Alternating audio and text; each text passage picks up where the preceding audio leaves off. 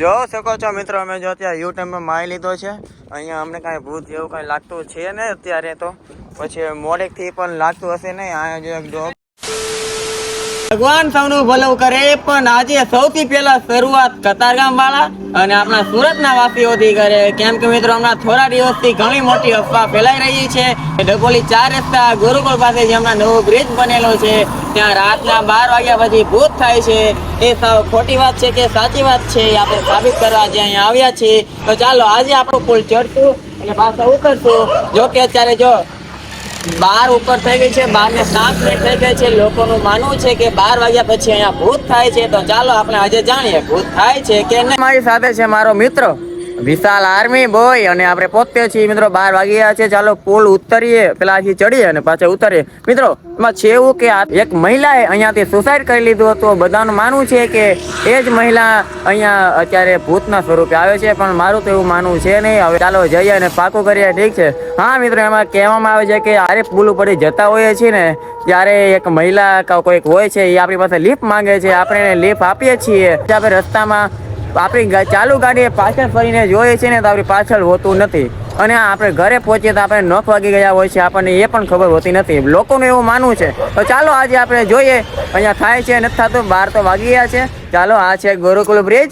હજી તો જો કે ધીમે ધીમે બધા વાહનો ચાલી રહ્યા છે આગળ, અને નિહાળીએ કે ભૂત છે કે નથી.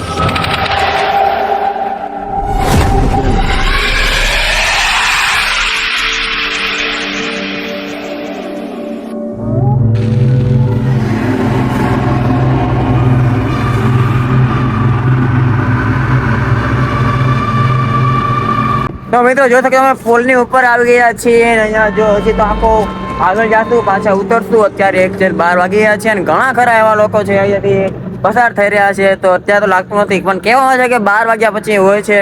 તો ચાલો આજે હજી આગળ જઈએ અને જોઈએ છે કે નહીં.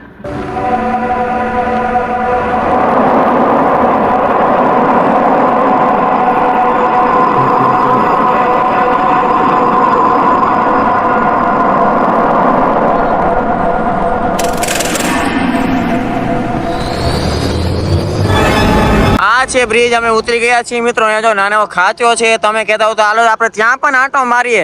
ઠીક છે, ચાલો જઈએ નીચે. અત્યારે જો 12 વાગી ગયા છે ને પછી અમે જઈએ છીએ. ઘણો મોટો રિસ્ક છે, એટલા માટે જો તમે લાઈક ના કરો તો કંઈ વાંધો નહીં, ખાલી વિડીયોને શેર કરી દેજો, જેથી તમારા સગાવાલા ભાઈબંધો બધાને ખબર પડી જાય ભૂત છે કે નહીં. ઓકે, ચાલો જઈએ.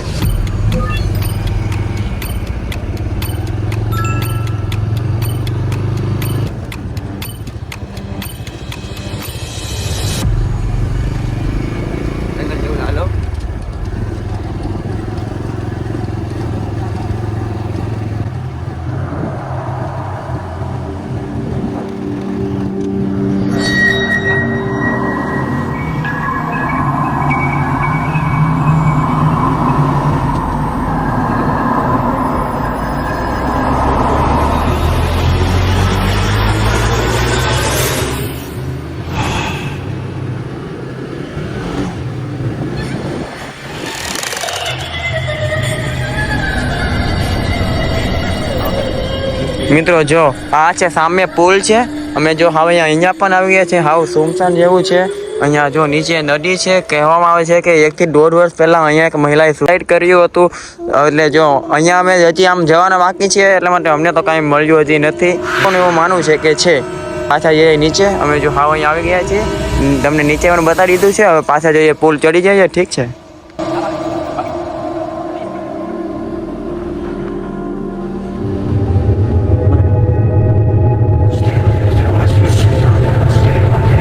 જો ડોગી છે, હાવ જો બીજા કેવું છોટું છે. બીમા યાર, બીમા મારો નથી આવ્યો, તને સવાલ પૂછવા આવ્યા છીએ.